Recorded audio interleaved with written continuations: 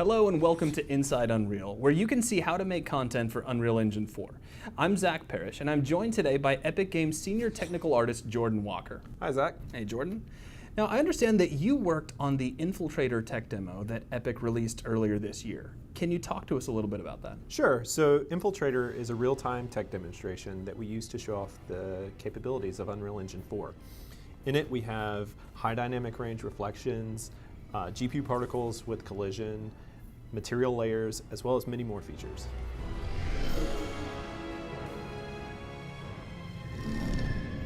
Now, if I recall correctly, you used the new material system to help define the look and the feel of the characters in Infiltrator.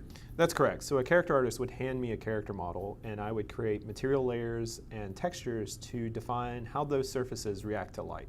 Okay, and we're going to be seeing a little bit of that today. That's correct. Awesome. So why don't we start by taking one of the characters from Infiltrator and kind of how he looked in the final cinematic, and then you can break down how you were able to achieve that look using the tools in Unreal Engine 4. Sure. So this is the character as he appears in the demo. You can see he has a couple different surfaces. There's some chrome buckle here. There's like a military fabric stretched across his chest. There's this padded fabric down below as well. And as far as the workflow goes, we would start this the same way we would start a character before. So a character artist would create a high polygon model. They would process a normal map from that model and hand that off to a texture artist. Once the texture artist received that asset, they would create a few different textures, one of them being a material mask that kind of color codes where each material goes on the surface. Now, in this case, when you say where each material goes, are you talking about like the different types of surfaces that make up the character?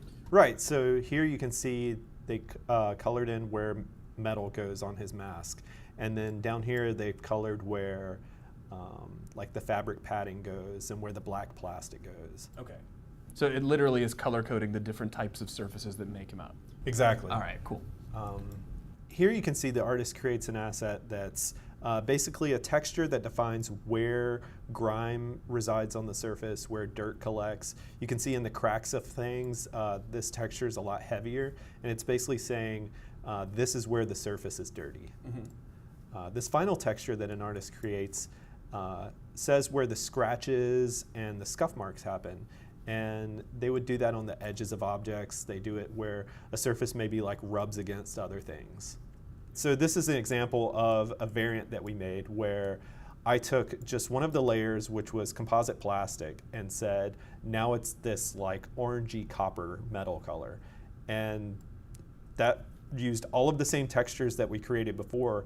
I just swapped out one material layer. Yeah, and the touch of color actually looks really amazing there. Very nice. Now, in the Infiltrator demo, you actually used a combination of the traditional approach along with the incorporation of these layered materials. Can you talk a bit about how you did that? Right, so we used a traditional approach to create the material layers. So an artist will create a tiling base color, a tiling roughness texture, and a tiling normal map the same way they would before. They make that material layer look good, and then they use the new techniques of material layers to combine all of those together. And they still use traditional techniques to create the masks, right? Like those are created using Photoshop or 3D paint programs to blend the material layers together. So how do you benefit from using this hybrid technique? So you get the benefits from material layers, which is a really high resolution tiling material, combined with the benefits of traditional techniques where an artist is saying, you know, I want a scuff mark on his shoulder pad, or I want copper on this part of his body.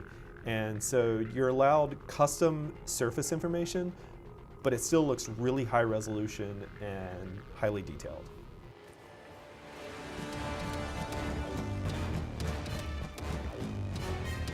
So I understand that Unreal Engine 4 uses a physically based shading model.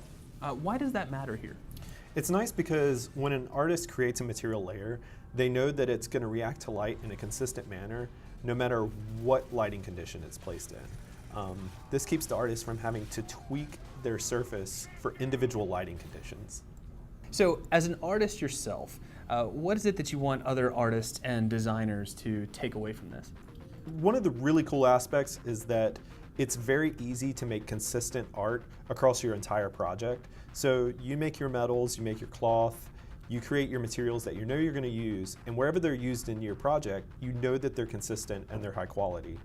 And it's also useful because, say you have this like paint that's used in your game, and you have an art director who says, could we make that slightly more blue? You can update that one asset, and since it's used across your entire game, everything updates automatically. So there's a look at creating highly detailed character assets using Unreal Engine 4 with some of our new material tools and techniques. Thank you very much for watching, and we hope to see you on the next Inside Unreal.